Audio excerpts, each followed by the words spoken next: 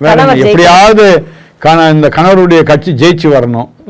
கணவருடைய கட்சி ஜெயிச்சு வரணும்னா கணவர் ஜெயிக்கிறது இல்ல, கணவர் பேர்ல இருக்கிறவங்க ஜெயிச்சாதான், கணவர் ஜெயிச்சாதான் இவங்க சுரண்ட முடியும்.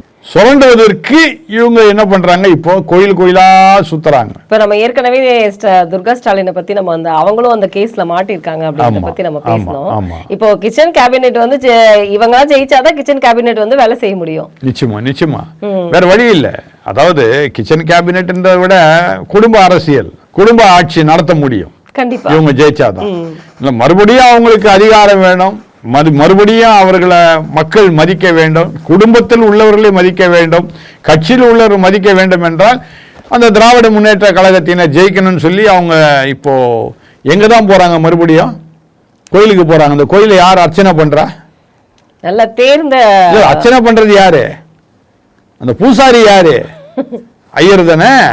அந்த ஐயரை மற்ற நேரம் திட்டுறீங்க, அதுல வந்து அந்த ஐயர் வந்து பிஜேபி காரன் சொல்றீங்க. ஆமா, தேர்ந்தவர்களை வைத்து அந்த ஐயர் வந்து இந்துத்துவ ஆளுன்னு சொல்றீங்க.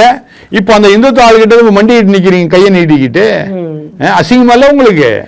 கேவலமா இல்ல உங்களுக்கு? இந்துக்களுக்கு இதெல்லாம் புரியணும். அதனால இந்துக்கள்லாம் சேர்ந்து என்ன பண்ணணும், இப்போ அது பிஜேபிக்கு நாம வாக்களிப்போம்னு சொல்ற எண்ணம் உருவாகணும்.